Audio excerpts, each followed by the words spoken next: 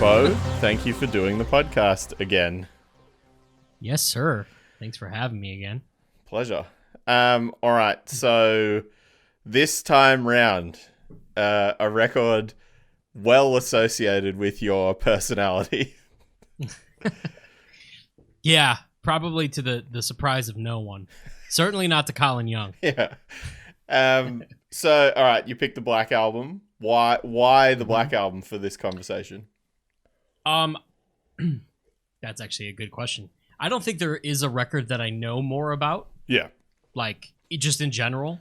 So I figured it would be a good conversation piece anyway. And then also, I've been just listening to it a lot for some reason recently. I think I revisited some of the non-hits, some of the B-sides. Yeah. And realized that, like, there's really not a bad song on the record. And it kind of sparked, like, a new appreciation for it a few weeks ago, just coincidentally. Yeah. It's like, I forgot how many, like, licks are deep embedded in songs that, like, I think one thing that I always forget about this record is that they, you know, obviously they went with a producer who'd done big bands and had just come out of doing Motley Crue and stuff like that. So that's a huge difference. But at the same time, you know, the record before this was still very, like, riff heavy, song structure heavy Metallica. It's not like this was, like, it's interesting to see that this record is kind of where the change starts happening for the band. But there is still this weird dynamic of, like, there are still lots of really cool, like, metal licks happening deep in the songs. Yeah. Before we get into it, what is your overall opinion of this record? I really like it. Like, I mean, okay, obviously, you know, like, I assume most people our age, this was the first Metallica thing I heard. And I mean, I think, I must have heard it when I was 12 or something. Right. When I started listening to metal, 11 or whatever. And I just remember immediately loving Enter Sandman because it's everything that I would go on to like anyway. Like, I mean, even listening to it yesterday, I forgot that there's like a, you know, the return to the riff at the end of the song has like a, which is like, dude, that's like and it's all I awesome. like about music. You know? Yeah. It's like really heavy. And I know this is corny, but I was also a kid, you know, who, like, I mean, Black Album stuff was on the radio. We had a radio station here in Chicago called Q101. Yeah. Q101 was an affiliate of K-Rock in Los Angeles, which was like the rock station, you know? So, like, it was just, they played everything. They played tons of Alice in Chains. We talked about this last time. They played lots of Nine Inch Nails. That's I heard about Nine Inch Nails. And tons of Metallica. And that part, if you listen close, and if you're like a naive young man growing up listening to this in your mom's car, kind of sounds like he says "Bo" during that part. He goes like "Bo." So like, even when I was a kid, I was like, wow, he's talking to me. I'm the little baby. So I was trying to think of that today. Like, when I actually think if I really was like pressed, I think I probably heard "Memory Remains." I think that's the first memory I have, ironically, of a Metallica song. Yeah. I just remember Marianne Faithfull, like, singing that creepy part. Yeah. So I think that was like 94, which I would have been like 7. Yeah, sure. You know, right when you're kind of starting to remember anything that's not like the wheels on the bus or whatever. Yeah. And then I remember the S&M record. My mom bought it. Mm-hmm. And then, by that time, you're just kind of like, oh yeah, the Black Album. Yeah, everybody knows that. Yeah. Enter Sandman. Heard it 100,000 times. Well, I think, like... And then, you... Mm-hmm. Oh, I just think, like, I certainly have the same thing with, like, Nothing Else Matters. Like, I'm sure I'd heard that song a million times before I knew it was Metallica, you know? Yeah, good point. Yeah. Right. So then you do the thing, where you get older and you find out that Metallica was like a legit thrash band, right? Yeah. So you get into like the older records, and then it's like, oh well, fuck the Black Album, obviously. I mean, obviously I don't like that, dude. And everyone has to like say it, and it's like, yeah, I'm the first 4 records only guy. And then for me, I just kind of like, I got more and more into heavy music, and you kind of realize like, Black Album and Load and Reload kind of have some hits. And dude, I mean, I want to go through. We don't have to talk in depth about every song, but I want to go through every song because, like, I've probably got notes on all of them, so that's fine. I mean, so I started a job recently where I'm driving around the city collecting scooters for one of the scooter companies. So today I listened to it twice. Yeah, driving around just on repeat. Absolutely blasting in a giant Sprinter, just like bombing around Chicago, throwing scooters all over the place, just like, yes, just loving it. So yeah, let's you know what though, I want to pull up the track listing so I don't like forget, miss out on anything. But let's start with Enter Sandman. Yeah, I know that's first. Well, I mean, my first Sandman note is that good on Kirk for getting in and writing like the biggest riff they have. Like easy, yeah. Easy. When you think about the scope of that band, it's Lars, it's Hetfield, and then it's Kirk. Yeah. In the just slightly to the kind side, of like yeah, right. But good for him for coming in and getting that first credit on the biggest song of their career, And do you know about like what the original riff was? No, please go on. So the original riff that like he put on a demo tape that he handed to James and Lars was it had the tag after every and Lars, being a weird genius, decided, hey, only do the tag on, at the end of the measure. Yeah. And then there you go, It's like, it's so funny to me that for all the grief that he gets, which a lot of it is deserved, I would say, and particularly the grief that he gets about his drumming, because I mean, like, it has gotten worse over time. There's no, oh my God. Or, I mean, even just today, this is a slight side note, because I consumed so much Metallica content over the last day listening to this and stuff, my YouTube is just serving me up so much Metallica now. And it gave me that new S&M For Whom the Bell Tolls. And there is a bit in the video where he he goes kind of out of time in a fill, and the whole orchestra is just like it's in the video. God. Like, you could see the dude playing like the timpani drums stops. Like, he's just like, because obviously he can't keep going in time if the band's now got to like swing into Lars time. Like, he's got to go, oh, okay, we're back in. Like, dude, it's funny, dude, because like, have you ever seen A Year and a Half in the Life of Metallica? That's what I watched to like the last 2 days. Excellent. Yeah. Yeah. It's incredible. It's great. That documentary, I think, is one thing Metallica has always, I mean, obviously that thing is like good in a serious way, and Some Kind of Monster is good in like a hilarious way. Yeah.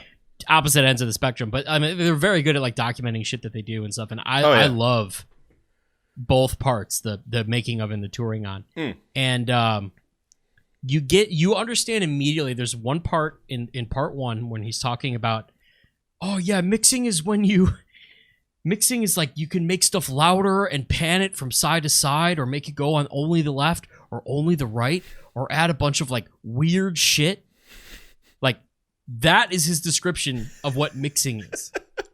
It's like, bro, this is your 5th record. Yeah. And you already have platinum albums. Yeah, and you've paid millions of dollars to do what you're currently doing, and that's your understanding of it.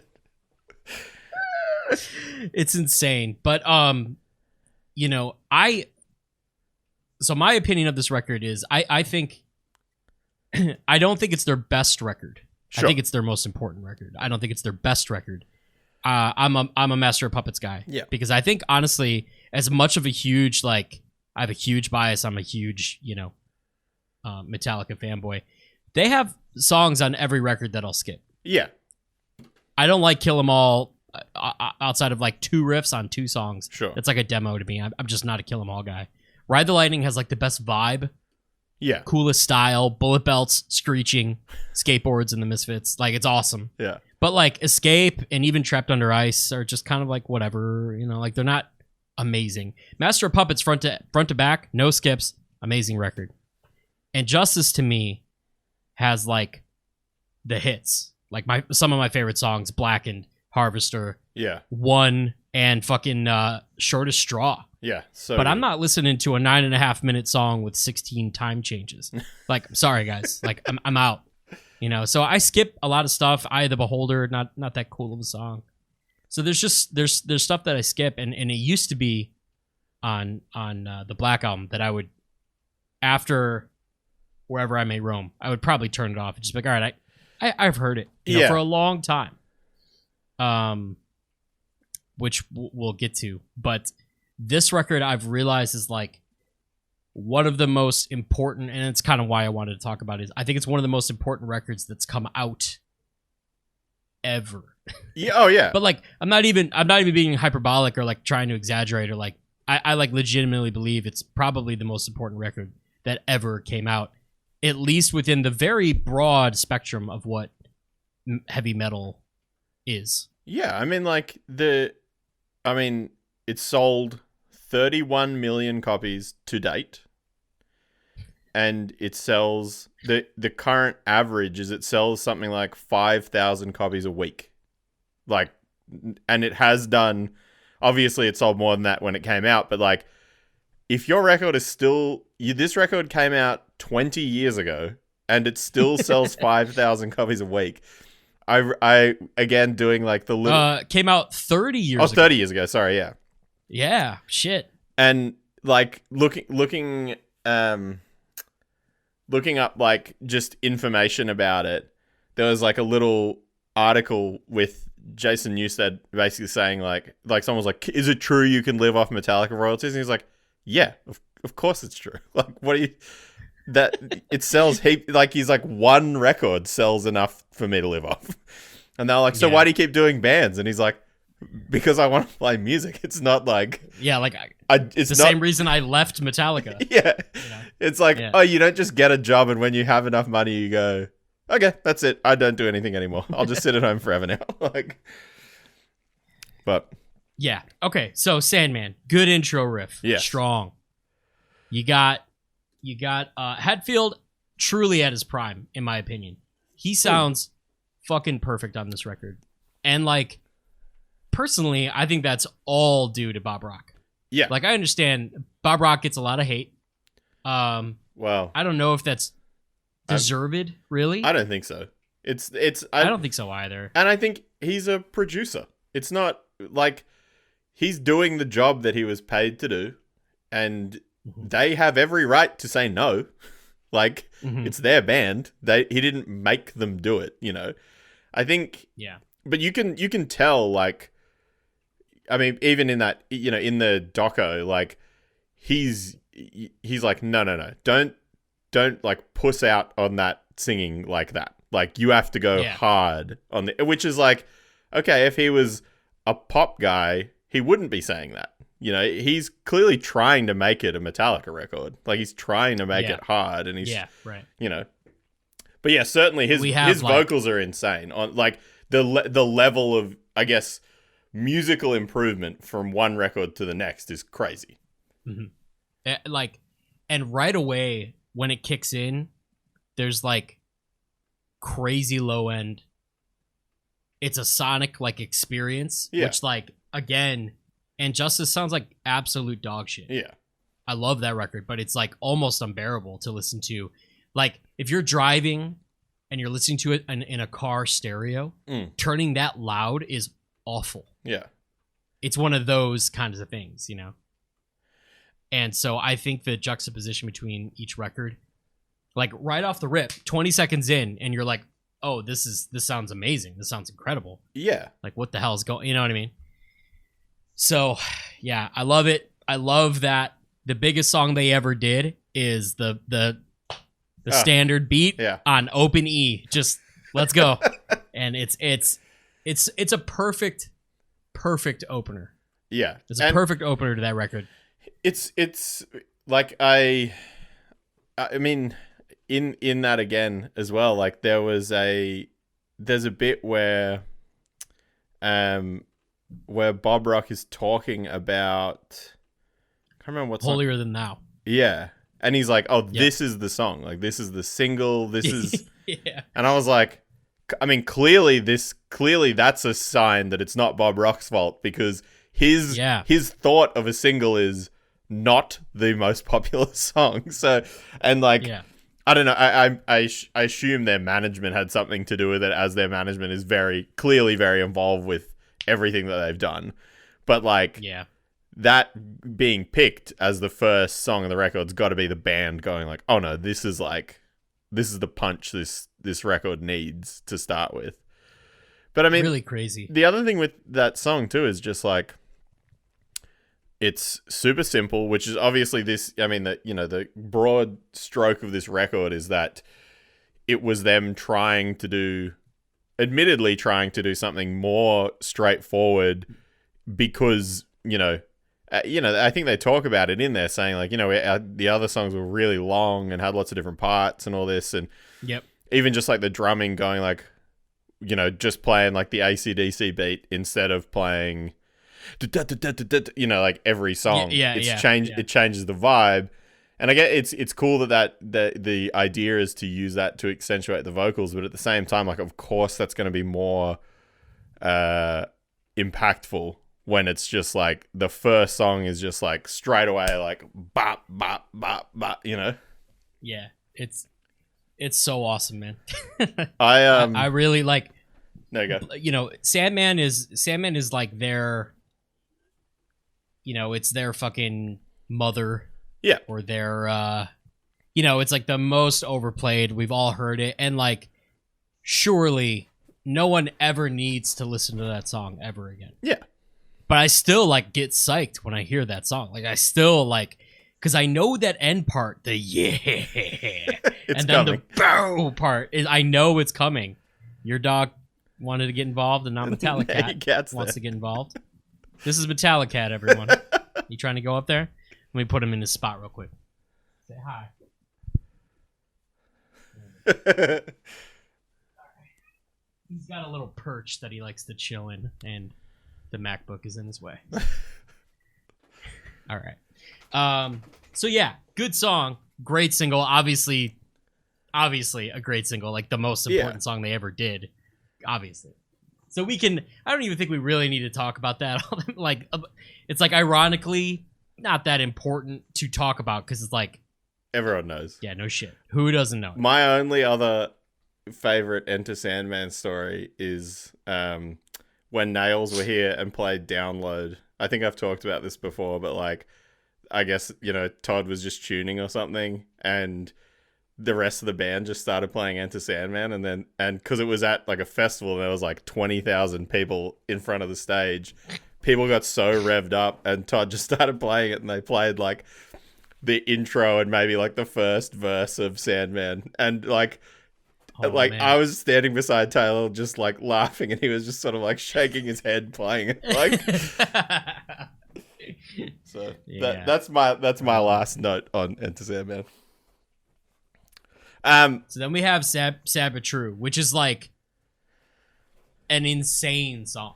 Yeah, and like I guess that the other thing too is like you kind of touched on it, but like this record is very top heavy, and like in that the front end is loaded with like the first 6 songs are all like, I think the A side has 4 hits. Yeah, and they were all the singles, 1. right?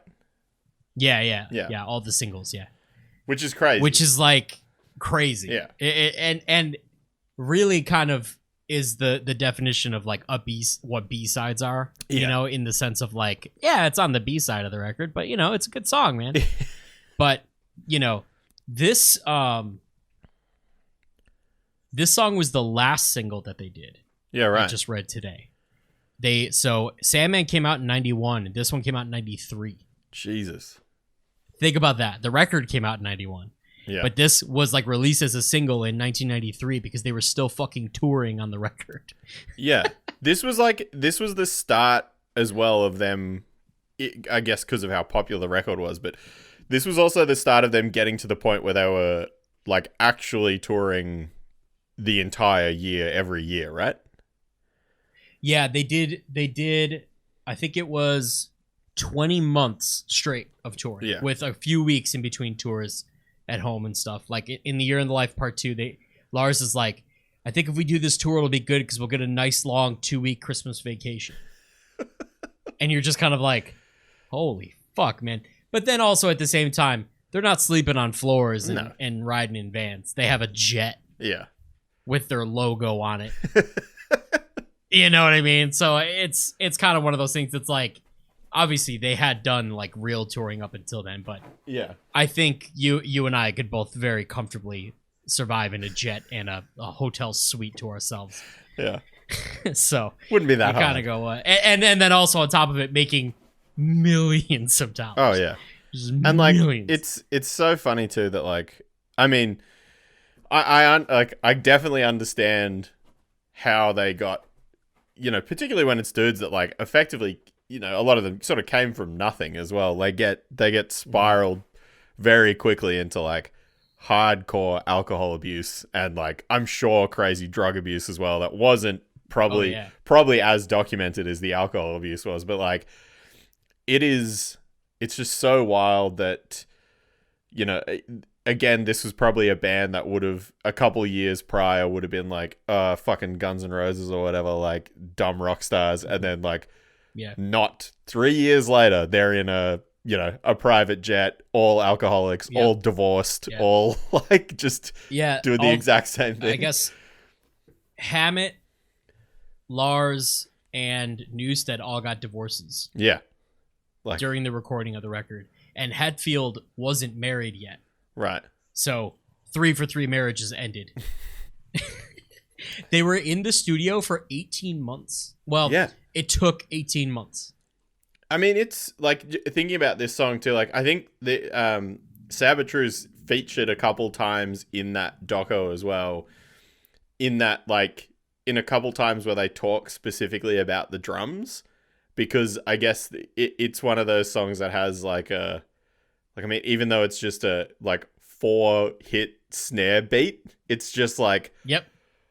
I mean, and again, like, to come out of Entertainment, like, I guess you need to have the next hardest thing to come out of it. Like, you can't just go... Yeah. You can't go, nothing else matters there.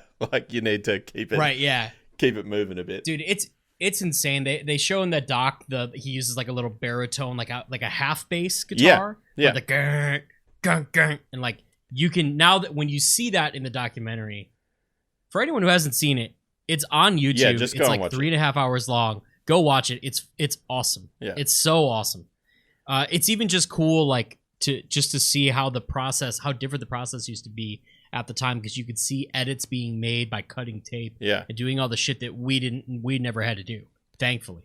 Yeah. You know? Oh, and one of the other big things that I saw in that just blew my mind that I've never thought of or done was recording vocals with speakers and not headphones. Like he has monitors in front of him and he's just screaming into monitors basically. And I was like, I've only ever yelled in a cupboard, basically. Like I've never been in a room with massive monitors yelling at them. Wow, you're right. Yeah, so this song, you know, it's funny because like there's 4 or 5 songs that like we probably don't even really need to talk about. Yeah. We're gonna talk about them, but everyone's heard this song again too. I think this song has some of Lars's best drumming on the record because it has like some tricky kind of hi-hat stuff. There's some tricky drum stuff going on. The pre-chorus. I'm the dream, turn the real. I'm the chin chin when out. Yeah. Like really cool, very different. Lots of harmonies. There's like a weird Kirk kind of lead over one of the pre-choruses. it's awesome. Yeah. You know, like there's a lot to the song. It's super fucking heavy. I think it's the only song on the record that's in a drop tuning. I think it's their first thing that should not be, I think, is in a drop D tuning, but what tuning is it in? It's in drop D. Okay. Crazy. Yeah. Well, I mean, that's I could be mistaken. Do they play in E flat normally? They play in E standard, baby. Oh, okay. Which is also crazy. Yeah. That Kill 'Em All Through the Black Album, E standard. Yeah. That's another note that I have there. I mean, I've talked about it on here before, but like, I don't agree with the statement that you have to tune low for it to be heavy, because obviously a record like this is heavy, and then like Black Sabbath is heavy, and they always play in standard as well. And like, I am long past that, but it still does, as someone who never plays in standard, really, like, it is right. Yeah, right. It is quite jarring sometimes to me to be like, well, if I can't make it sound good in E, then I'm doing something wrong, because everything has been fine in this tuning, you know? So I was mistaken. This is in D standard. Okay. So it's not a drop tuning, which actually makes sense because you could pick up a standard guitar and play it. Sure. I don't know why I didn't realize that. But yeah, to what you were saying, like, the first Harm's Way stuff was in D standard, and then we did an EP in drop C, and then on Isolation we moved to drop B. And there's a thing where like James' voice frequencies and the frequencies of what was left of the mids of the guitars like match up. Like, that is a thing, you know? Like, yeah.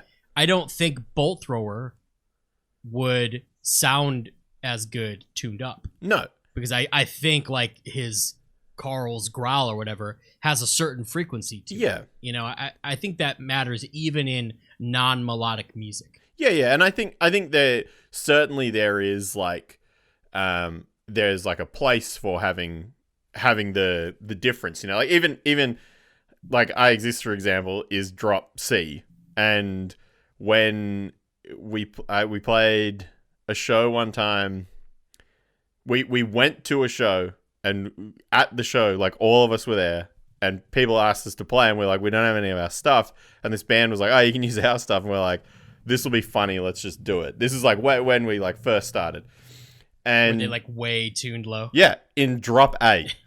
And so we just were like, this is funny. And it was just like, we effectively sounded like, you know, like a mosh band playing like stoner riffs. But like, it was one of those, it's like, obviously, while, you know, that again furthers the argument that like, no, this obviously, like, tuning that low doesn't suit playing the, like, having 3-part guitar harmonies, you know, like that doesn't make sense. But right. I don't think there's any, I have no issues with bands tuning though. I think it really suits a lot of what bands do. But all that this screams to me is that like things can still be so like crunchy and heavy, even in E or D or whatever. You know, like you said, that little video of him playing that, I don't know if it's a bass or it's like a baritone guitar, whatever it is. Yeah. But it sounds huge, you know. It's awesome. Another thing, like, something, so I have like these really shitty flat studio headphones, Tascam, just like, they're totally not EQ'd, very flat headphones. Yeah. I got it for when I was doing like some home demo stuff, which they say you should do, like when you want to like really hear what a mix is, you know. Sure. Listen to this record on something like that. Listen to this record on something that's not EQ'd and flat and just giving you what was recorded. Yeah. And it is fucking... I remember when I bought these, I listened to Sad But True. That was the first thing I put on to listen to it, like, years ago. And it is truly, like, amazing. Yeah. Most people's car stereos, or, you know, if you have, like, Beats by Dre or whatever, have, like, a bass boost, some kind of preamp built into it or something. Yeah. Which is not going to make it sound bad, but it's just interesting to hear transparently what this record actually sounds like. I think, yeah, it's one of those things that is shocking to me every time that I put it on, how good, I suppose, how good it still holds up in the scope of like music like this. And then as well, like, as when this record just finished playing and it started playing a song off Justice, and it was just like, yeah, that's so like, yeah, it's really wild. And like I said, there's songs on Justice that I just skip every time. All right, so next we have a ballad. Both The Unforgiven and Nothing Else Matters. I'm not like, I like them, but they're not, it's not Fade to Black or like One, which are like amazing in like different ways. Honestly, my biggest beef about The Unforgiven is that it's fucking 6.5 minutes long.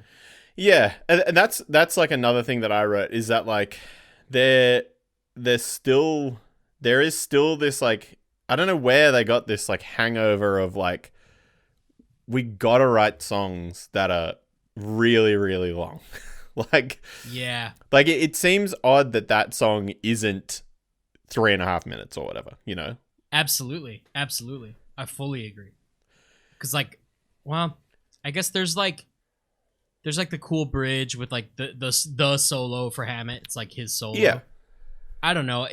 I will say this. I like the like metal biker cowboy vibe that Hetfield was clearly into at this point in his life. And this song and The Unforgiven and the references and stuff, like, I get it. And like, I like it. It's cool and it's very fitting. Yeah. Some of the pictures that people are going to see that are going on behind me is Hetfield in like full on bell bottoms and like a rodeo belt buckle. Yeah. And like, no one else could pull that off who is in like a 6'4" monster. Yeah. Who's just brimming with confidence. So like, it works for him. And like, I enjoy the song when I hear it, but it's not what I put this record on for. Yeah.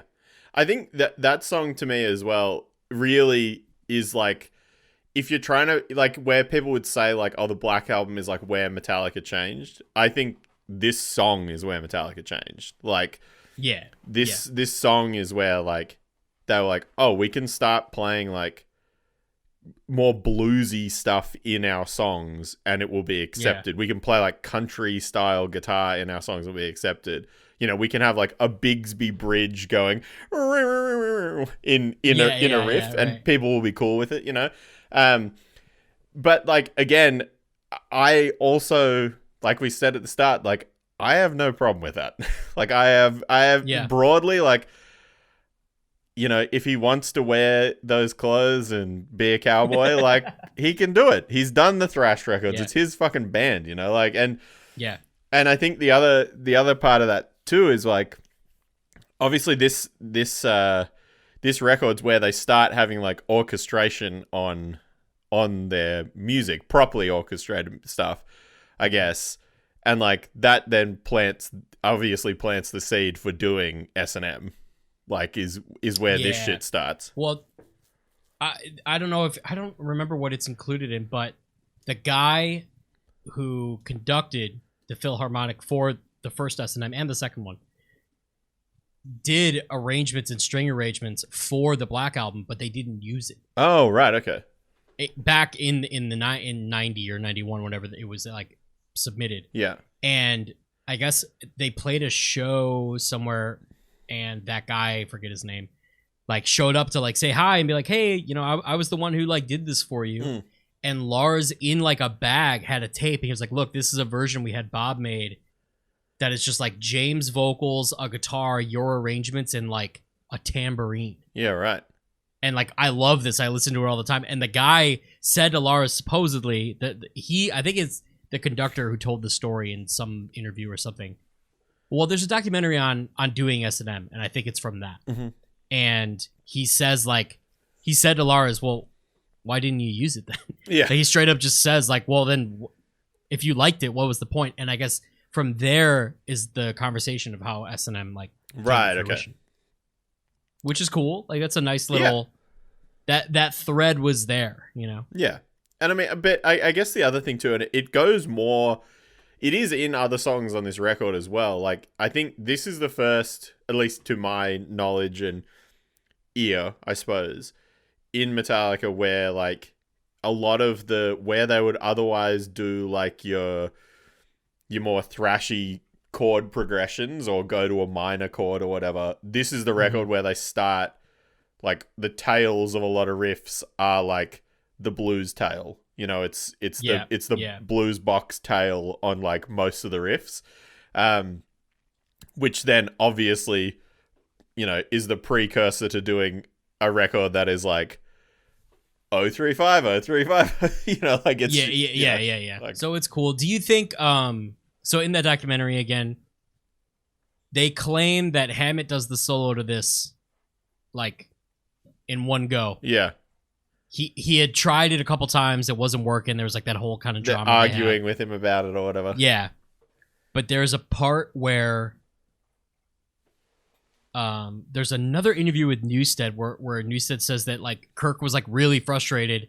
It just kind of goes, ah, and if you watch the documentary, he does scream. Yeah. And then he plays the solo, and then Newsted says that was the solo that we used on the record, and he nailed it, and that's why that solo was special.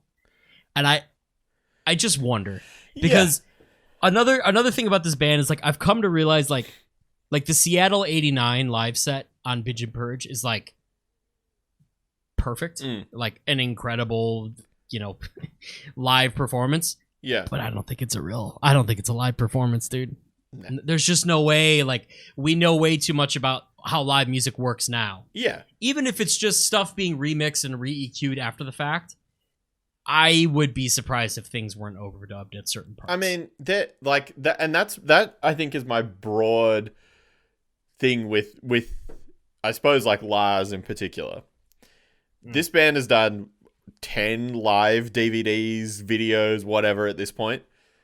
There is no way that every 2 hour, 3 hour, however long set they play, that guy has nailed every snare hit, because I've seen them like 5 times, and I know that every time I've seen them, I've heard like a like yeah, right, yeah.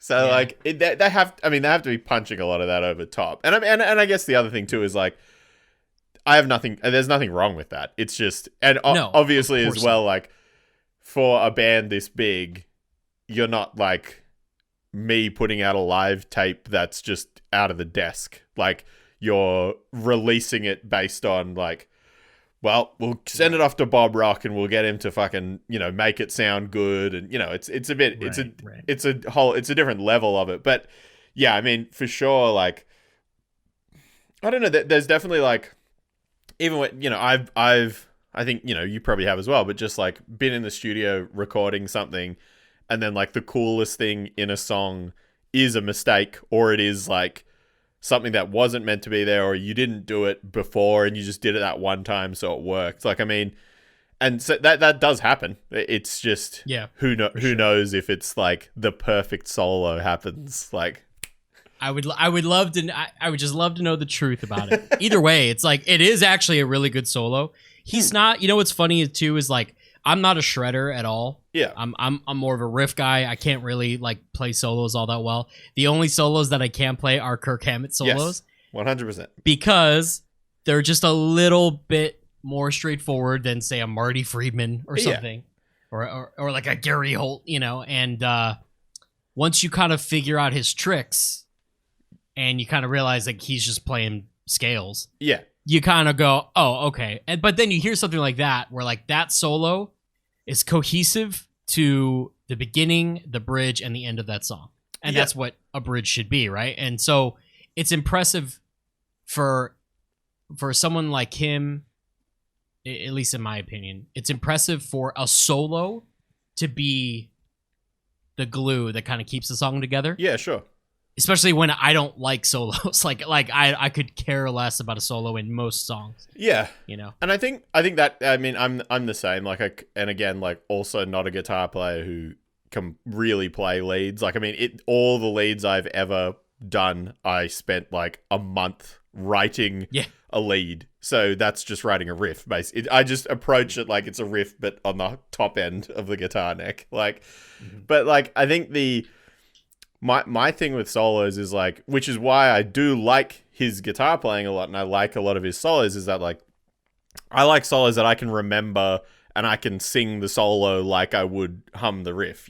Those are the solos I like, which is why I love bands like Pantera and like those guitar players that their solos are like so specific to the songs that they were a part of. Like that's why I'm not like, I don't really like that shred guitar playing stuff, because to me that solo, you could just apply it to whatever background it's got. It doesn't have like a hook to it, Yeah, exactly. So I think it is a good solo. It's kind of a whatever song. Yeah. Just because it's not really my kind of thing. But then we get Wherever I May Roam, which is another just insane song to be the 5th song. Like, it's still on the A side. Yeah. We're still just rocking. It's about touring, which is also sick. It's got some cool lyrics. I love the word vagabond. Yeah. If you can work vagabond into a song, like, that's amazing, That's what always sticks out to me with that, is that whatever it is, pre-chorus line, and it's just different, like, thesaurus words for... Yeah. Nomad, vagabond, roamer, wanderer. Yeah. I love that phrase. I need one more, man. There's got to be another one in here. I need 4 words. Someone shout out. What's another word for someone who's not home? Newstead. So there's a series that VH1 did called Vh1 Classic Albums. Yeah. Where they have whoever kind of come back and like listen to songs like in a studio setting, right?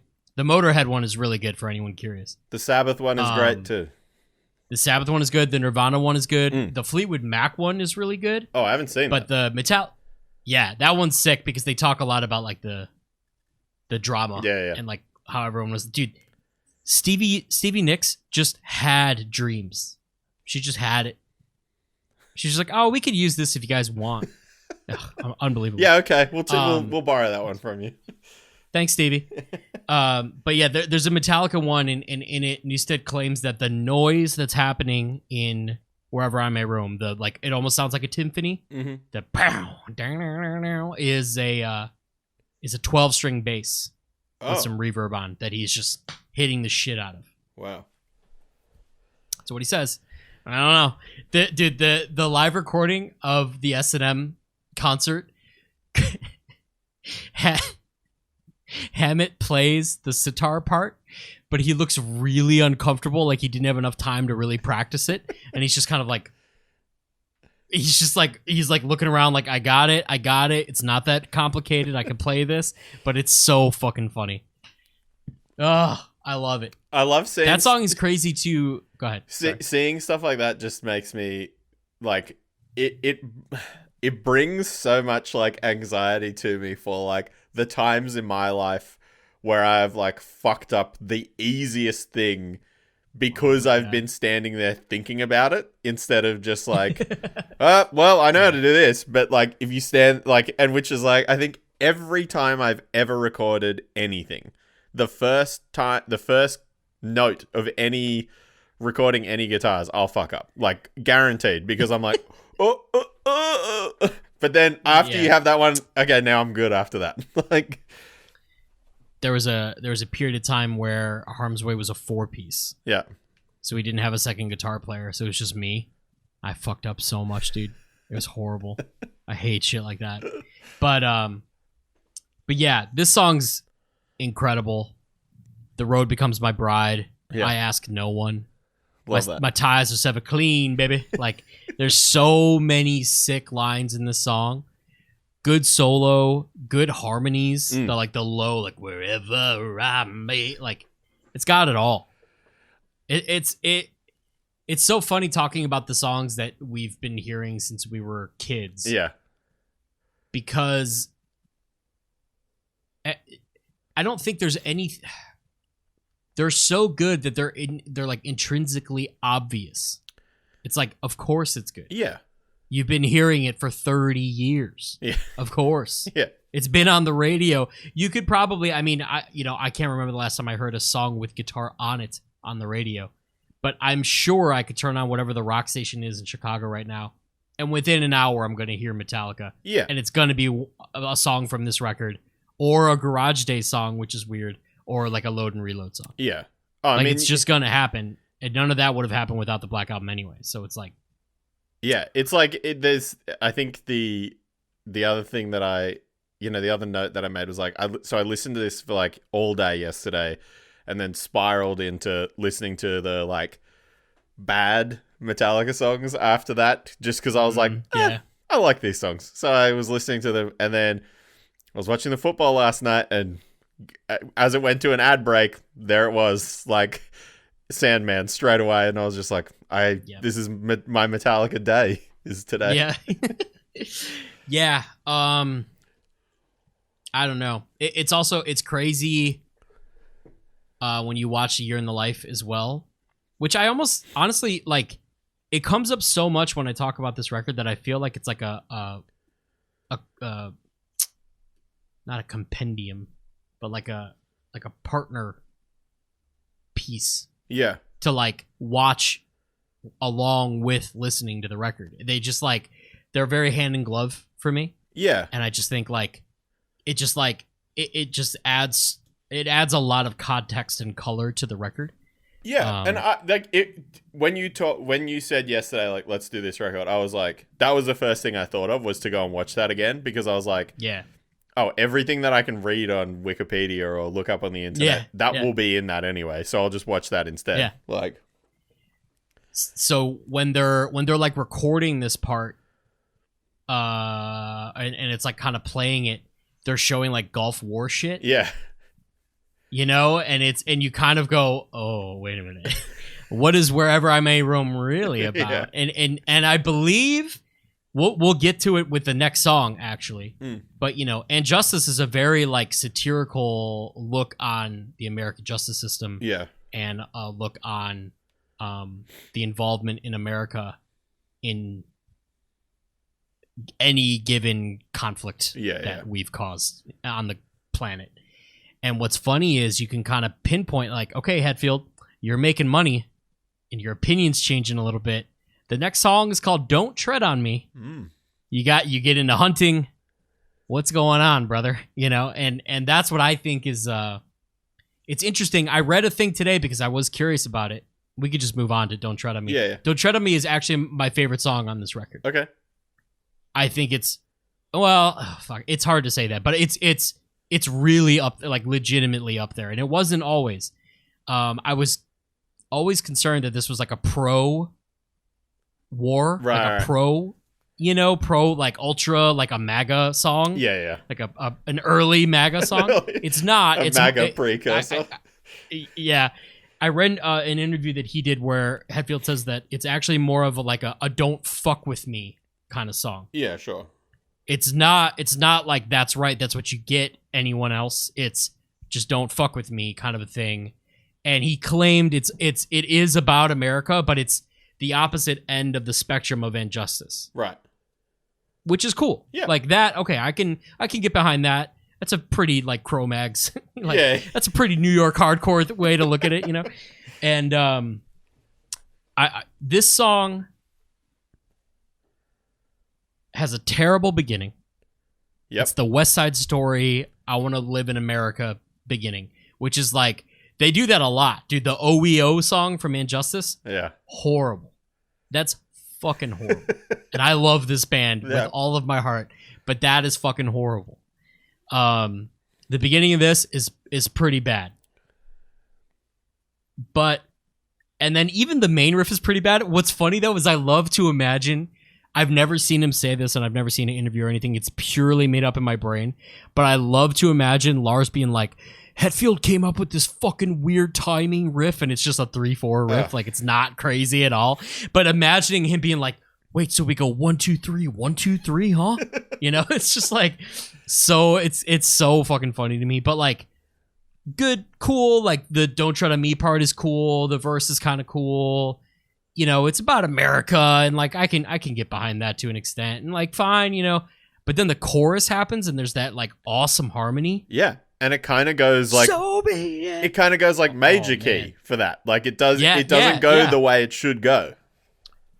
Dude, incredible chorus. Yeah. Probably the best chorus on the record, I think. Well, that's like it's again, and I could be wrong, but this was one of the ones where it said it was pitched as a single but not used, or interesting. But, and I guess, like, when you listen to, like, obviously it was pitched as a single because of the chorus. Like, but then if you think of this, if you think of the scope of the song, it probably makes sense that they wouldn't use it because the rest of the song is kind of jarring comparatively to, like, everything else that's just but, you know, like. Yeah. Here's what's also interesting is, like, with all the thrash shit, maybe once or twice a record, you get, like, what we would call, like, a breakdown, right? Like, you have the one breakdown. You have the blackened breakdown, which is incredible. Yeah. Or, like, the creeping death part, you know, like, they exist. But a lot of the thrash stuff, like, doesn't do the breakdown. Yeah. There's a breakdown on almost every song on this record to an extent. Yeah. The breakdown on this song, the like, there's, like, the fade in, like,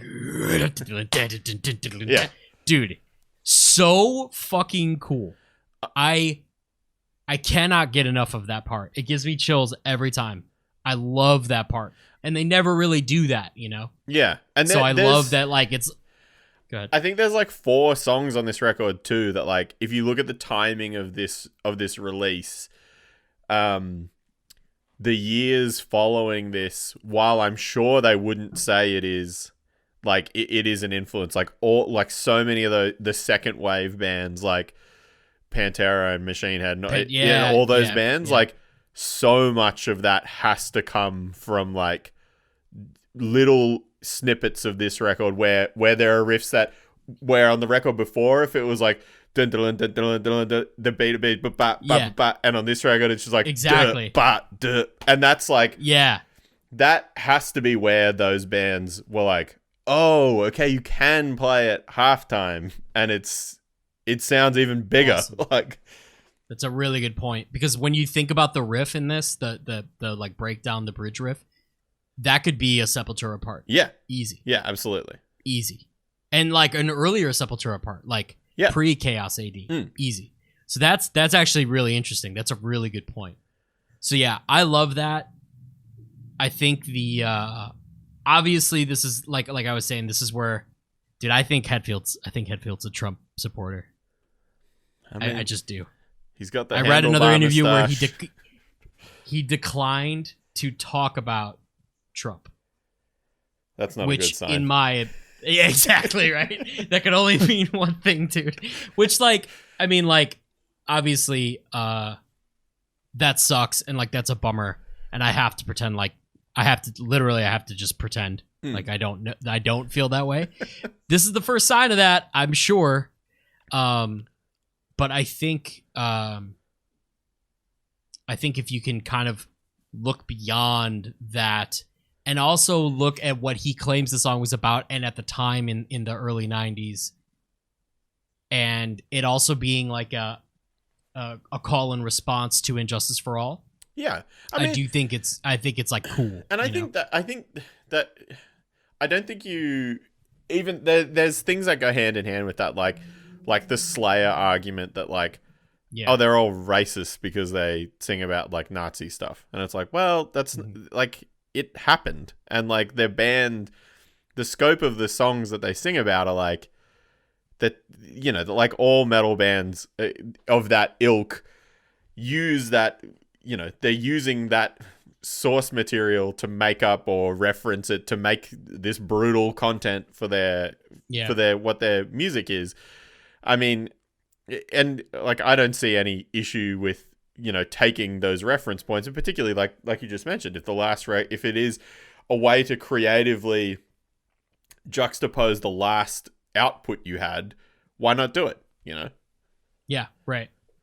Is it really so different than like having a record all about like I hate love, fuck love, and then having like a love record? You know what I mean? Is it really? It's not. It's the same like principle. So you know, it's one of those songs where you kind of realize like, wait a minute, that's the not Dagsby, whatever the name of that snake is from the Don't Tread on Me flag. It's like on the cover.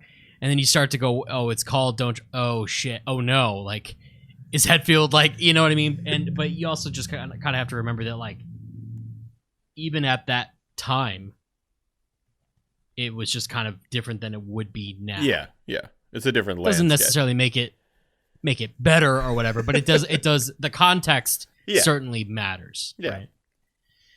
What's next? Through the Never. Weird song. Yeah. Cool song. My note with this is like, this kind of reminds me of a song that like, and again, I don't know, I don't think it's brought up in the movie or whatever, but like, this reminds me of a song that could have been an older song that they've like reworked a little bit to fit in the scope of this record. But like, this to me reminds me of the songs on this record. This reminds me the most of like old Metallica. There's another one too. We'll get to it. There's another one where I agree with you. Like the main riff in this could easily be like, the drums could have been double timed. It could have been exactly. You know, yeah. And I think, you know, it's a cool song. This is probably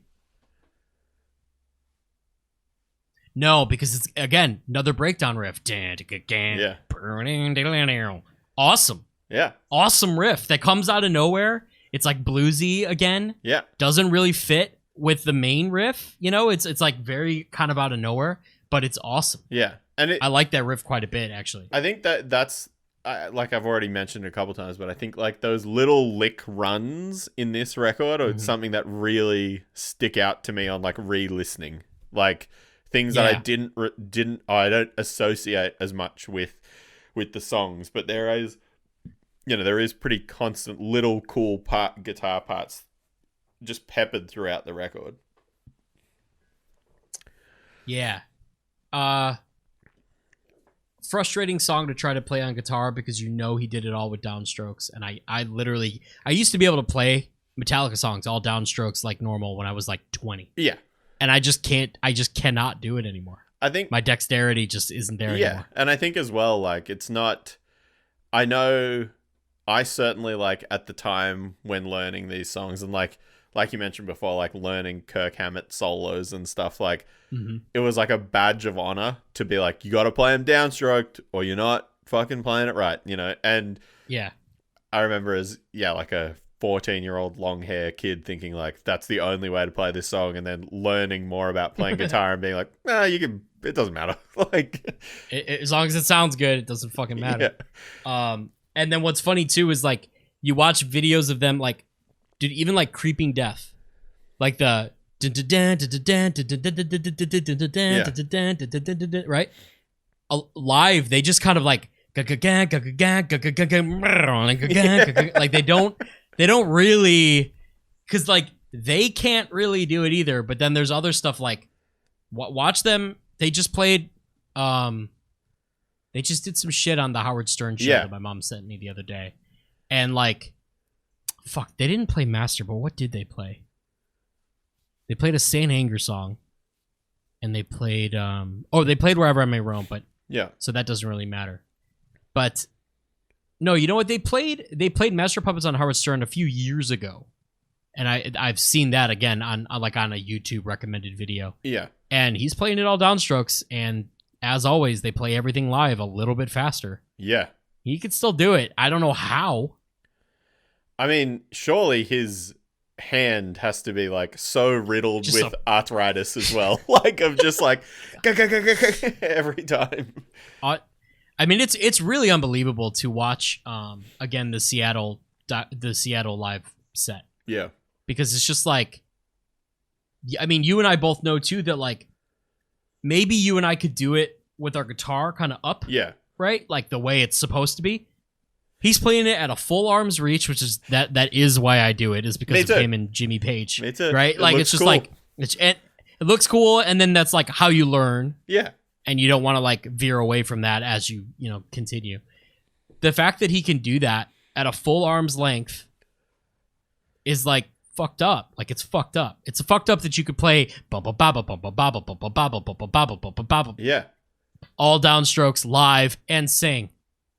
Well, I mean that's another thing, another part of this that I made a note of is that like when, I mean, obviously there's a little like argument in part of it between him and Lars about Lars going like, I want to hear that again with the singing. And he's like, oh yeah. He's like, you're recording the drums. Why do I need to be singing? And he's just like, I need to know it. And then then they get into an argument about him being like, I'll ask you to do a drum fill when your arm falls off. Or he says something like that, Well, he says, first of all, he goes, you want to hear it with vocals? Go sing it, which is incredible. Yeah. But then there's another part where Lars is like, if you ever need a drum, and James interrupts him and he goes, if I ever need a drummer, and they all laugh. so fucking good. But like him. But yeah, that's for Unforgiven. Yeah. The fact that he's recording, the fact that when they're tracking the drums, that they're all playing live is cool. But the fact that he was singing through like the drum tracking is a testament as well to like how good his like performance chops of like playing guitar and singing is. I mean, true. And I think it's different for everyone. Obviously, I think like particularly if you learn to play guitar and sing, like if you learn like folk songs or singer-songwriter type songs, you're obviously going to be well more trained to do that. But I think most people coming from metal, and I think even probably him as well, like I don't think he intended on being a singer. Like he was a guitar player, didn't. Right. And like, that's right. So it's wild. He didn't want to sing. Yeah. It's wild that he's that good at it. I mean, and obviously he plays 300 shows a year and he's been doing it for 10 years, like at this point. Yeah. But to the same token, like riffs like this or weird syncopated stuff, like, I mean, it's a lot of that is still hard for me. Not that I've been singing and playing guitar for that long, but it's not like it gets easier. Like it's just... Dude, I've known how to play Master of Puppets since I was fucking 14, 15. Yeah. If there was a gun to my head, there is no fucking way I could even get through one line while playing. Yeah. I just don't have that. I just can't do that. Yeah. I mean, Harm's Way plays like all open note fucking chug drop B riffs, and there are singing parts that I do where I'm like, still. Yeah. So, but I'm okay with the fact that I don't have that. There's also a lot of people who look at a pedal board and go, yeah, I don't know how to do that. And okay, well, that's something that I do. Like I am comfortable with putting together something like that. Right. So like, it's fine. Still impressive. Oh yeah. Maybe not as impressive as maybe not so much as like Mustaine. Yeah. Who's playing infinitely more technical and difficult riffs, or like Chuck Schuldiner or whatever. Like, yeah. Okay, yeah, there's better out there, but like to be as good as Hetfield was at both singing and, because like Mustaine was not a great vocalist by any stretch of the imagination. Still for not. Hetfield to be still and never was. Yeah. But for Hetfield to be as good as he was, and this is surely his prime, is like wild. It's absolutely wild to me. What's next on here? It is Nothing Else Matters. Do you know how the main riff to this was written? No, tell me. So this song is about his girlfriend, right? And it was written because I believe Lars was already. It was written on the road, but I believe Lars was actually already starting a divorce that finished during the recording. He was talking to his girlfriend on the phone, and he had one hand on the guitar. Oh, okay. That makes sense. And like that's it. And and there's like another interview where he like had to be like, I'll call you back, and just like had the melody and just kind of went from there. I mean, I think while again this is a song that like every human being alive knows, I do think that like this is one of those songs where, like he plays the guitar solo in it. And while it is like so basic, it is like the exact thing that needed to be there. Like it didn't need to be, Kirk shredding Dive Bomb. Like it just needed to be blues box, like couple notes up and down, big bend, we're good. Like it goes for 15 seconds or whatever and it's fine. It's cool. It's a good song. It's like a very pretty song. Yeah. Like I like this more than Unforgiven. Sure. Yeah, I think so too. and it's, you know, it's got some strings, like the keyboard part of the da da da, cool drum thing, the da goon down now, and yeah, I like it. I just remembered something. We got to go back to Sandman real quick because it's a testament to Bob Rock. In Year in the Life, he does like a first run through of Sandman, and the melody is "Say your prayers, little one, don't forget my son." Yeah. It's like there's no melody to it at all, and it's really interesting to think about how that could have been, and would have just been like kind of whatever, and had no hook to it. And then Bob Rock, I'm sure, did all the melody in that, which is awesome. There's two. I don't know if it's this song or maybe there was another one. It's another note that I made, or maybe it is Sandman. But he's sitting there with a guitar, like playing the notes to Hetfield, like, no, do this, like da da da da da, or whatever. And then he's like, it's Sandman. Okay. Yeah, sure. Yep. I mean, that it's the sleep with one eye open. Yeah, it's that part. Yeah. That's like wild to me because again, like, I mean, it was something that I had in here to ask you is just like, I've had someone produce a record before, but I've never had the level of input into it or maybe care about it of just like, hey, you should do this. And then going like, no, I don't want to do that. And then going like, you need to do it. Like, Posthuman was the first record where we did like pre-production. Yeah. And we did it with Will in his studio. So we just like, we came to him already with a demo for the record for what we had. He listened to it and had notes, and then he had us play it for him live and basically re-demo it. Yeah. And then we just went over each song, and I don't think we wrote a song in the studio, and I don't think a single song that we came with left the same way. Yeah, sure. So he had an input on every single song that changed. And furthermore, when we were tracking guitars, I'm not even joking with you. If I'm sitting, you know, here doing my part, Will is facing me watching like this. Yeah. And there were even parts where, like, if I'm doing like a riff higher, Will would mute the strings for me. He would like hold just so that it was cleaner. Yeah. And that was the first time. Like, it was very, very strange and very unusual. I'm used to doing my guitar part with whoever's engineering having their back to me. Yeah. Right. And you're just playing. Will is face to face, just watching. Yeah. And just like making sure you're playing everything the way it's supposed to be, helping you mute parts, helping you turn down your knobs, which Bob Rock also does at the end of the Unforgiven solo. Yeah. You know, that was my first experience with anything even remotely close to that. And as kind of weird and uncomfortable as it is at first, it's fucking awesome. Yeah. It's awesome. Well, that's like the purpose end of it, you know? Yeah. The end of Become a Machine, when we go back into like the breakdown riff, was Will's suggestion.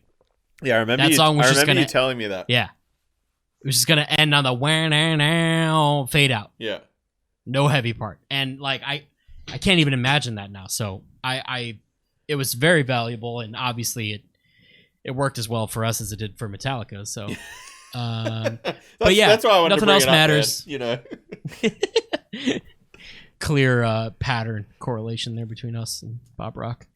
Nothing else matters. Whatever. Kind of a whatever song. Yeah. Today was the first time I've listened to it all the way through in quite a bit. Sure. Just because it's not really my vibe. However, the next song is one of the most, probably Blackened and then this song are like the most aggressive openings to Metallica songs. The opening of A Wolf and Man is fucking awesome. Yeah, it's sick. And it sounds like a door falling off. Yeah. Like a door slamming off of its hinges. Every time the snare and tom hits, it's fucking awesome. Kind of silly, kind of weird, kind of like, I'm a wolf, kind of, you know, whatever. But like, cool, kind of fantasy, fun. Yeah. Lots of weird harmonies and like the howling and shit in the background. Yeah. It's my like the note that I made on this is that like something that is interesting to me with a record like this, and particularly a band like Metallica too, is like, and maybe it comes from the stuff that I otherwise listen to, or the, you know, the music that I've recorded or whatever, but like I am so in and so like deeply ingrained to like records having a common thread through like the record, and that there's got to be like a theme for the whole thing. This is a record where like, I mean, obviously I'm sure there are things that tie everything together that with concepts and things like that, but this is like one of the first, and maybe this is part of like doing it with a more, you know, pop music producer, but this is the approach to this record seems a lot more like a pop record, in that like each song has its own thing, and then that collective is the record, as opposed to all of the songs having a carryover from one another to, you know, like, and this was particularly just like the lyrics to this song are like, of the record, like this is so weird. Like to have super strange. It's like a literal, like it could be a Dio song, like lyrically, you know, like it doesn't fit in at all. The coolest thing that this song ever did was give Hetfield the explorer with the man turning into the wolf in the fretboard. Oh my goodness, that is a guitar. Yeah. And like I like it, you know, it's like a fun song. I think the is like really heavy. Yeah. And I just like, I appreciate that. They have, well, actually, is it Dyer's Eve? What's the song on Injustice where it's just like, oh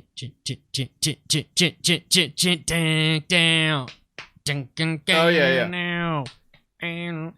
It's kind of similar, but you know, I like this song quite a bit. The S&M version is awesome because when Newsted's like, I got any wolves out there? It's just like silly and fun and like cool. And like, I don't know, like some of the craziest vocals are on this song too, because like there's a note he hits where it's like, wish have gone the wild, and it's like so high. It's like really high for him, and he hits it, you know, like full chested. It's not even falsetto or anything. Yeah. So it's like a good performance, fun song. Was never going to be on the radio. No. Was always going to be a B-side. Yeah. You know, it's just deep record song. Yeah, for sure. But a good song and a fun song. The next song, this is my actual least favorite song on the record. Yeah. I think The God That Failed, it kind of sucks. Yeah. I think it's probably worse than the soft songs, the ballads. I would say this is my, like, I don't, like, if you, I mean, I can't tell you what it sounds like right now, looking at the song, and I listened to it All I know is it's got the gun cock. Oh, yeah. Yeah. And, yeah. And it's got like a little band. Yeah. It's got like cool stuff, but yeah, it's about his mom dying. Bummer. He's got a song about his mom dying on like every record. Yeah. Also a bummer. Brutal. So like, yeah, I'm sure that it like, I bet you it actually meant a lot, because like growing up as in a Christian Scientist household and then writing a song on your biggest record ever, and Hetfield's dad is there. I don't know if you noticed. Yeah, he's there. Yeah.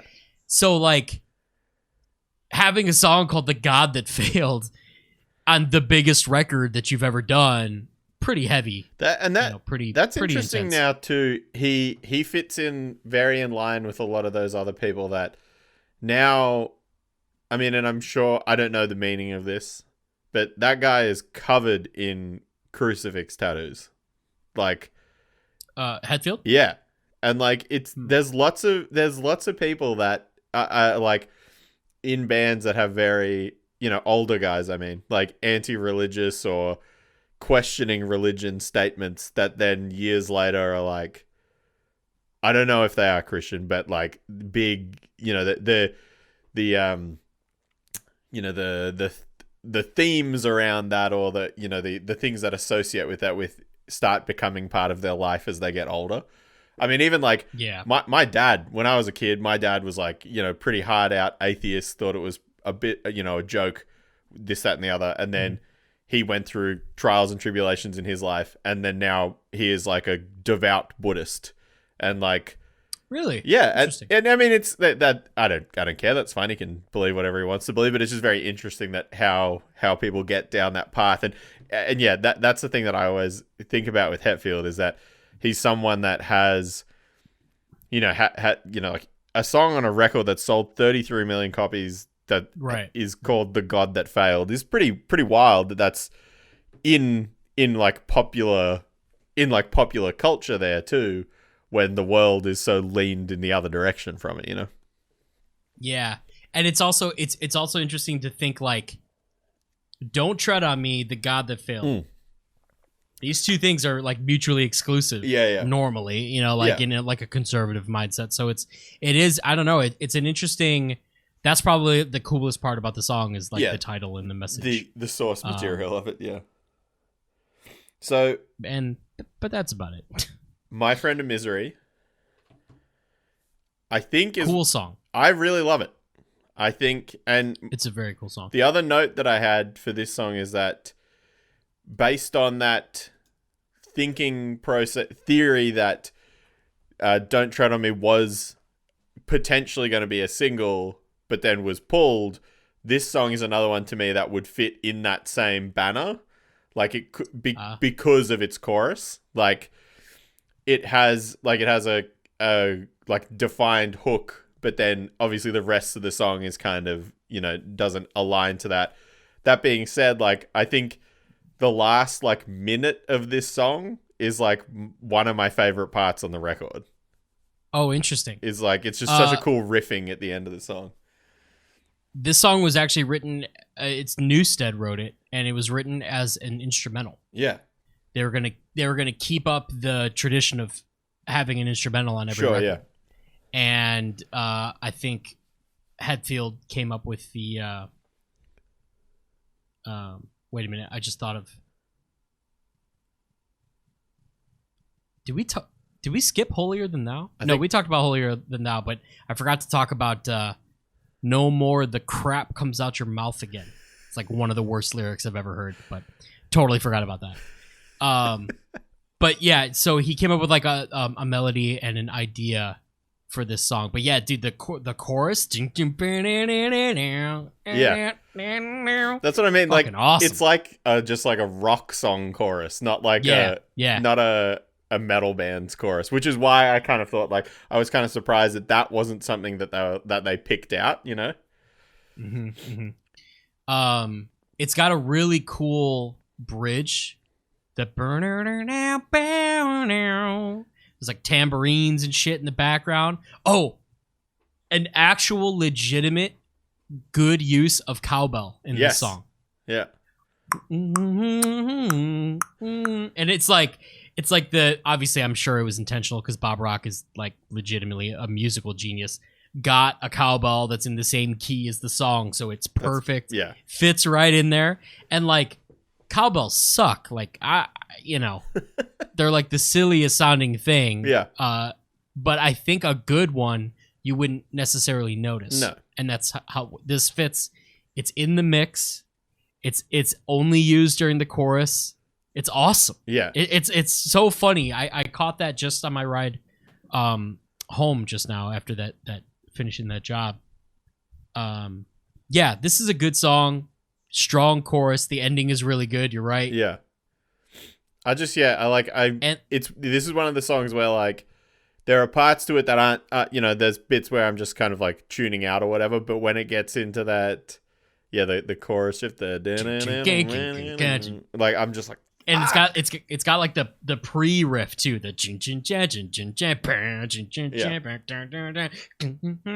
it's awesome. Yeah. Really I really like that song. Dude. And then it ends with The Struggle Within. And this song is really climbing my personal list. I used to think that this song was actively bad. I have a Struggle Within shirt that I was going to wear for this. Yeah. I was wearing a green shirt today. So you'd blend And when in. I sat down, I just blend in. So I was I might as well wear a Metallica shirt. Couldn't find my Struggle Within shirt. It's somewhere, but it's a belly shirt. It's a wide, short shirt. I just thought it would be funny to have my stomach sticking out, but I couldn't find it. And I used to think that this song was kind of silly. Yeah. Until, dude, this is a thrash song. Yeah. This is like the thrash song on the record. Well, that's the thing. And like the thing that I have with this song is that like my only like not criticism, I suppose, but my only thing that's like weird to me with it is it's weird that it's like it closes it out. Like I agree. Like that seems it's weird that My Friend of Misery isn't last. Yeah. Yeah. Because it kind of just ends criticism as of this well. song. Yeah. Like it's just like, oh, it's over. Because like, and that was the other thing when it happened yesterday, and it started playing whatever song off Justice. That's how. Because I didn't remember that's how the record ended. I was like, oh, what's the last song? And then it was just like whatever it was started playing. I was like, oh, okay, the record's over. Like, my only criticism of this song, and I want to talk like in depth about this song because it's actually got quite a few parts that I think are awesome. So actually, I'll start there. It's cool that the like marching band snare is the same rhythm as the verse, which I didn't realize until recently. I think it sounds, this could be on Master of Puppets really easily, actually. Maybe not the chorus, not the struggle with that, like maybe not that part, but like the rest of the song could. Especially how it like has like the stops with the like it's like a very my only criticism is it seems like he got one shot with Bob Rock to do a vocal take. Right. It was just like, okay, go. Well, that's what it's gonna have to be, man.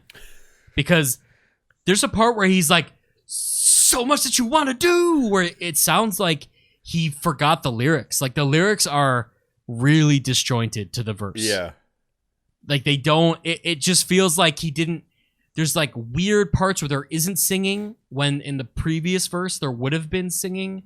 And there's like dropouts and like almost like a stutter. Like for real, if you listen to it, he's like so much, like he like actually like, yeah, falls it's into like he didn't, it's a weird performance vocally on this. Well, so that's like my only criticism. Yeah, I think that's another note that I had on, I mean, Metallica in general, that I think it appears to happen very regularly after this record, but like, and particularly on like the two most recent albums where like I've seen the video of him doing it, but like how Lars, like, and I mean, I know you see it in this too with the editing process, but like he seems to record just like a million takes of the songs, and then they just take the best parts of the takes and put them together instead of like punching in as you go. He just keeps recording, and like there's a video in one of the Hardwired, like, you know how they put all the songs up, the video of them recording all the songs, and he's like standing there talking to the engineer or whatever, and he's like on like Pro Tools, he's like, move that part to there, and then this part we'll put back here. And I'm just like, as I'm watching that, I'm like, what does the rest of the band think when you like? It's great that that's his job, but like that has to be part of the reason why the more recent Metallica records have like some songs that go for like 8 minutes, and it's like, why are you playing 2 bars of that riff from like 4 minutes ago now? Like, what do you need that for? We're past it. Yeah. Yeah, I don't know. It's a strange song, but I actually quite like it quite a bit. I think the chorus is really cool. I love Hetfield does like a pit call over a solo where he just says struggle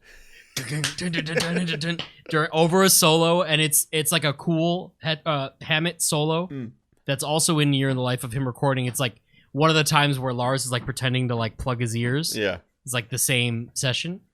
And then it does the and it's like just a thrash. Yeah. It's like a skank. The like rundown awesome, or whatever. Yeah. Yeah, it's fucking awesome. And there's also one of the weird times where he stops, he goes, "What the hell?" But if you listen, he screeches, and it sounds like Ride the Lightning. Yeah, right. There's like a little screech to his voice. It's easily the last time we hear it. Yeah. Because after this, he's fucking, whoa, you know. But like, there's like a screech. Roots. Yeah, fucking horrible. Well, he started going to the vocal coach. Yeah. Because he blew his voice out doing all the covers and shit for this record. But there's like a screech, and it's like that song. When you realize that song is like, it's a heavy '90s band playing a thrash song, and like kind of like a nod to like the yesterdays. Yeah, it's like I got a newfound appreciation for that song because of that. Yeah, I mean, and I think it's cool. I think while like that structure alteration stuff maybe isn't working for them now, that definitely was how they were doing stuff. Like that's how they were writing some of those other long, weird songs. So it's obviously something that has worked for them in the past. I mean, I think an interesting, like again, because after this record finish, it started playing other stuff, and then I was like, all right, I'm just gonna go and listen to the other songs that on the records that I know like I don't like the record, but there's like individual songs that I really like. It's very interesting when you look at like the scope of the band and then in the context of this record that some of that older complex song structure stuff was abandoned for the purpose of this record, but then that has now come back into the band as the way that like, and maybe that came out of having 3 or 4 records that were like pretty straightforward effectively. Yeah. But it's interesting. It's going to sound like a garage band, but the garage band's Metallica. It's one of Bob Rock's worst quotes in Some Kind of Monster. It's like, oh, cool, Bob. It's just so weird that their thought process now is like, we got to write these weird long kind of thrash songs, but like half of the band can't really play like that anymore. Like Lars can't drum like that, and Hetfield simply doesn't sing like that anymore. So like, why is that the vocal that like, why is that the music that they're choosing to put that vocal on? That's what I think. I think while I mean, I'm going to listen to every Metallica record that comes out, and I'm sure on every record there'll be a song that I will listen to, or that I will really like, or a part that I'll really like. But at the same, Hardwired had a couple legitimately. Yeah, I think like so. A couple songs I was like, it's the best song they've written since Reload. Yeah. And like, I think the thing for me, like broadly with that though, is that like it's just a band that like at this point to me, like they're just doing this to themselves. Like no one's hurting, no outside influence I don't think is really hurting them. It just seems to be strange decision making, you know? Yeah.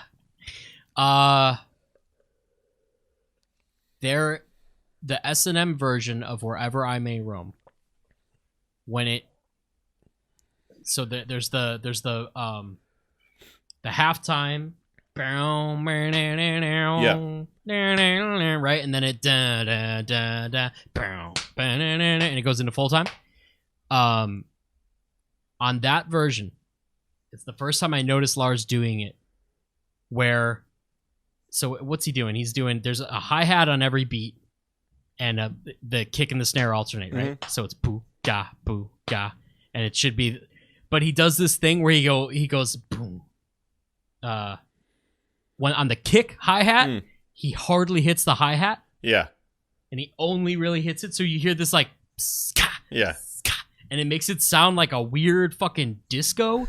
And there's a part on the S&M version of Wherever I May Roam where it sounds like some engineer was like fader down on the hi-hat.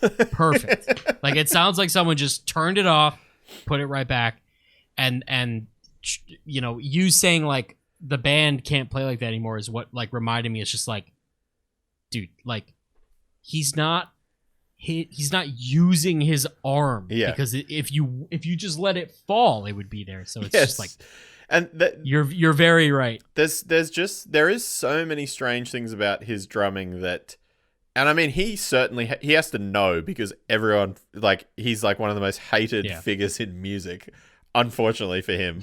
But it like there's just stuff about the way that he conducts himself as a drummer that's just bizarre as well. Like after this record, he just stopped using a ride cymbal, and like oh my god, all of their songs, China, and all of their songs before this record have ride parts, and now whenever they play anything off their first 4 records, he just hammers a fucking China the whole time. Like it's so bizarre. Oh my god, so weird. It's really bizarre to the point where I almost wonder if there was like a studio drummer that we just didn't know about. Like how the fuck can the guy who struggled to play Wherever I May Roam, which, like, I'm pretty sure I could sit down at a drum set and get through that song. You can figure it out. Right? How can the guy who struggles to do that play Fight Fire with Fire? Yeah. That song is insane. Well, and that's where I don't, like, that's clearly where part of that editing performances together comes from. You know, I got that, I nailed that on take 4. Cut that in with the chorus of take 2 and we got this, you know, like. Yeah, there's that one part in Year of the Life where they're like, yeah, we have like 80-something drum fills for this song. Anybody want to buy a drum fill? It's like, yeah, somebody wants to buy a shitty fucking snare roll. You fucking loser. But that was like, yeah, like I said earlier, like watching that little video today of that For Whom the Bell Tolls, and I was just like, man, this dude, like, that must be the hardest part for the band as well now, is that, like, he's leading. I mean, when they play live, he's in charge, and if he's fucking up, I mean, I'm sure, like, well, particularly Kirk and Hetfield must be just so used to it that they just, that's just what happens. But, like, Trujillo is, like, an incredible bass player, like a freak of music. It must be so grinding on him, and particularly with especially because that's your counterpart as a bass player. That's, you know, like, you guys are connected at the hip, and the band, you have to just. Well, the bands that he has been in, and particularly the band that he was, right before this, he was in Ozzy Osbourne's band, and the drummer was a drummer from Faith No More at the time. Oh, really? Yeah, okay. who's like an amazing drummer. It must have been so wild touring and playing music with Zakk Wylde and the drummer from Faith No More, and then going and being like, now you got Lars, bro. Like, you got to get through, like, the weird Tom bits that he misses, and then just straight China for a full song. Like, it's, that must be, he earned that $1 million signing bonus for sure with that one. There's that song, Until It Sleeps, which is one of the, I think it's on Load, which is like one of my, I legitimately really like that song. I think it's awesome. There's a snare roll in the beginning of that song that I actually can't, I know we're off topic with the Black Album, but I cannot believe that Bob Rock was like, yeah, that's good. Leave that. Well, and that's... Dude, it sounds like he falls over.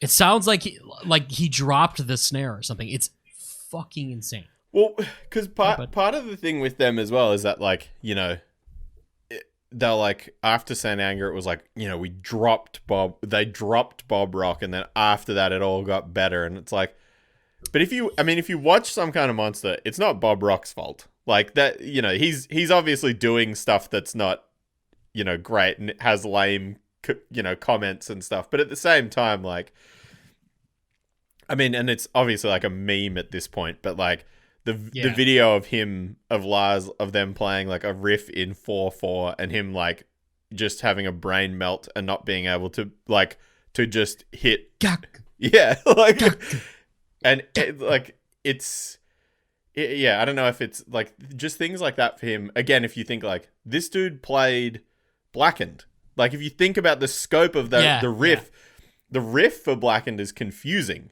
So like playing drums to that has to be more confusing, you know? Like that's like the one part in the Year of the Life where when they go into the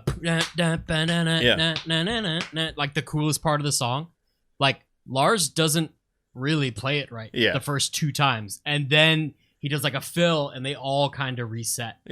If you watch it, and because you and I have both been in bands, we all know those parts in the set where someone struggles. But you just get used to what the struggle is, and you know exactly where the downbeat's going to be. That's a band that just toured for 2 years and is like absolutely just as sharp as they can be. They know exactly that, okay, here comes this part, he's going to fuck up. And they know exactly how it's going to go through. And the whole reason I brought up Until It Sleeps is on the S&M record. He does a count-in on the China. He just goes, sha, it's like, it's so fucking bad, man. Hold on, I got to get my cat. He doesn't want to jump down out of the MacBook. He's a good guy. Good boy. Thank you for not doing that. So some of my other notes on this were that the listening party being at Madison Square Garden sold out at Madison Square Garden. Yeah, that's one of the best parts of the whole thing is when the lady's like, "Do you feel a little cheated that they're not playing tonight?" And the guy's like, "I do, definitely." And his friend, right before the scene cuts, his friend goes, "The tickets were free." And then the scene cuts. It's so good. But yeah, I mean, a listening party. Yeah. Do you think you could get 30 people in a room to listen to one of your new band's records? No, never. No fucking way. No way. Like, yeah, it's insane. And I think Lars even says, he's like, I'm just bummed that a listening party happened here before we got to like headline a show here. Like, right. You know, it's really startling to. There is no band, at least no like a heavy band or underground band that will ever get to where they were selling out arenas without being on the radio or MTV. Yeah, and without having like a major record release. And like, again, that 89 Seattle live set is like, that's what you have to remember is like they weren't even there yet. They were halfway there. Yeah. This whole thing is like people are going insane. It's a sold out arena. Yeah. And they're halfway there. Yeah. It's their fourth record. Yeah. I like, obviously I know it's very on brand for me to talk to you about this record. As we said in the beginning, like, to the surprise of no one, I love this band.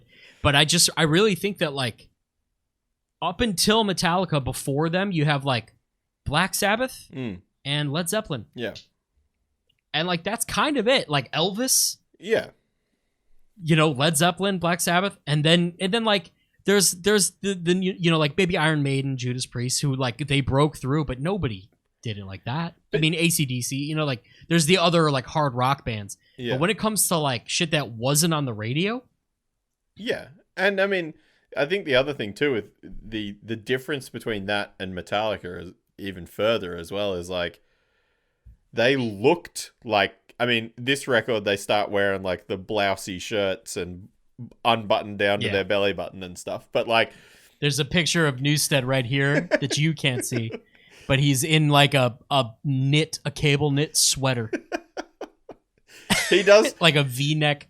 Yeah. He spends a lot of the recording of this record wearing a turtleneck too, which I thought was quite good. Yeah, and his hair just sideshow Bob. But like aside from that, this band still was like, as well, when they got to this like enormous popularity peak, was still like, Hetfield kind of looked like a shitbag still, you know? Like, he wasn't, like, looking like a nice, put-together guy.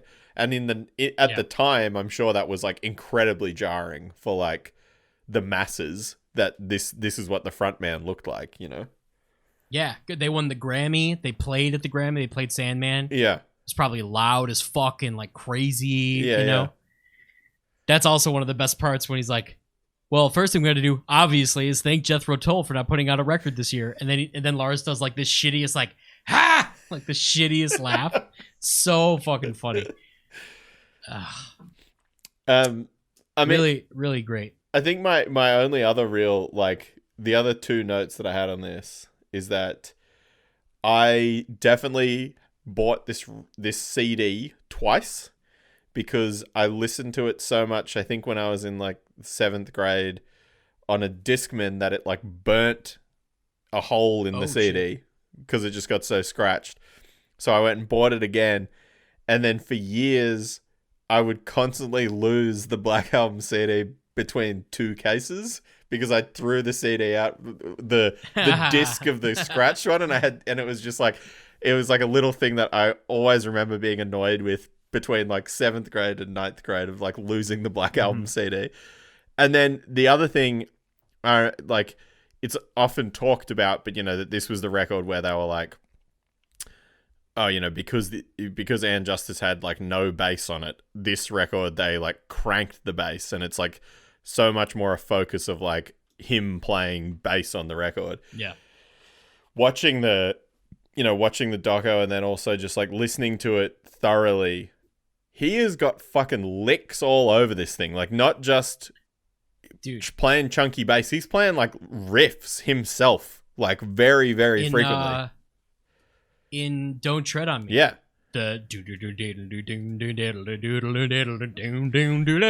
like it's like a whole walk, and like now that I've seen it, I can listen and I can hear that part. Yeah. But it's like you said, like you're so used to the bass just playing whatever the riff was. Yeah. You know, it's awesome. Yeah. He is such an underappreciated member of that band. It's also crazy that Robert Trujillo has now been he's their longest bass player, yeah. Running bass player, which is insane. Yeah. But Newsted at one point was easily the coolest. Yeah. He served like the coolest role. He was like the like meet and greet guy. Yeah. And he even says in one of those, he was like, I was on the other side. I was a fan of this band, and like I never want to lose sight of that. And in the end, has full integrity. Yeah. You know, like someone tells you can't do that. He says, well, I quit. Like, that's fucking awesome. Yeah. That's ironically, in like a weird way, that's the song Don't Tread on Me. You know what I mean? Like, that's 100%. Him literally standing by. It's like wherever I may roam, man, I'm out of here. Well, and you know, I think one of the biggest, the most disappointing thing I think for him in the scope of like that era of him leaving is that that's obviously like a big focus point of the Some Kind of Monster is like him leaving and then like Lars going to see that band that he's playing in, and the band that he's Aquabrain. Yeah, and like that band is so bad that like it sucks so bad. It sucks for him that it wasn't like a cool band that he went to go and play. Like, the first thing he did, of course, was going to be shit, but it just sucks that they were making a fucking motion picture around the time that he was going through that. Like, dude, we should do a whole episode on Some Kind of Monster, the documentary. Sure. Dude, we should do a watch-along episode. Okay. So you and I started at the same time, and then whoever's listening to us would start it at the same time. A running commentary. I love it. Yeah, a running commentary. Yeah, exactly. Like, we obviously, you can't have it on the video. Yeah. But we just do it together and just like talk about stuff as it's happening. I'm 100% down. I would love to do that. Okay. That's Some Kind of Monster. We have a DVD of it in our van. Yeah. It's in the Harm's Way van. It doesn't leave. We watch Some Kind of Monster or A Year in the Life, or A Year and a Half of the Life once a tour. It's just like a thing that we do. Yeah. We all really enjoy it, either to laugh or to like just be like, wow, that's fucking crazy. I haven't watched Some Kind of Monster in years either. So I mean, I remember all the, and the other, I guess the big thing for me with that is like, I'm obviously like a huge fan of Down and Corrosion Conformity, and then there's like the deleted scene thing of Pepper Keenan being basically told like, you can be in the band if you want, and he's like, you don't want me in your band. I just came because James is my friend. Like, he's like, you don't want me, a guitar player and singer, to be in your band. You want a bass player to be in your band. And that to me is one of like the coolest things, is that even with everything going on in that band, they have the wherewithal to listen to and take the advice of one of their peers who, I mean, at that point, Metallica's fucking, the biggest band in the world, and he's the cunt from Down and Corrosion and Conformity, but they still they still value his opinion to be like, this isn't what you need for your band. Like, you don't need me. It's amazing. Imagine just saying no thank you to millions of dollars. Yeah. Like that's and not even to do anything, like to do what you're already doing with friends. Yeah. Like, you're not even. Yeah. Oh my God, that's wild. But yes, we should definitely do that. I would love to do that. Yeah. That'd be good. All right. Well, we are coming up to 1 hour and 45 minutes of talking about Metallica, so I reckon we can safely call it there. But thank you for doing this again. Absolutely. Obviously, you're not. Band stuff's not really happening at the moment, obviously, still. But, I mean, you're still doing the streaming stuff, obviously, regularly. Yeah. Yep, twitch.tv/BOSXE. I play a hell of a lot of Metallica. Yeah. Recently found a new thing called Twitch Sings, which is like interactive karaoke. Okay. It's free and it's fucking awesome. Just put it out there, but yeah, I stream Tuesday, Thursday, Saturday, but at night, so that'd be Wednesday, Friday, Sunday for y'all over there on the other side of the. I've tuned in a couple times while you've just been doing it while I'm at work, so it's just fun to have it in the background while I'm doing emails. So perfect. Yeah, but that's all we're doing. Harm's Way is going to be. We just took kind of like a break because there's really no rush. Yeah. You know, we have the skeletons for a whole record worth of songs, and we're getting back into the swing of things. People kind of went on vacation and did stuff and blah blah blah. So we're actually going to probably be talking about that tomorrow. And get back into the swing of things, but just kind of figuring out how to navigate this weird world of not playing shows. Yeah, it's bizarre. How about the fact that the only show Harm's Way is going to play in 2020 was on Valentine's Day with Lamb of God in Chicago? It's our only show for the year. It's a good thing to tick off, you know? Yeah. All right. Well, thanks for doing it, mate. Absolutely.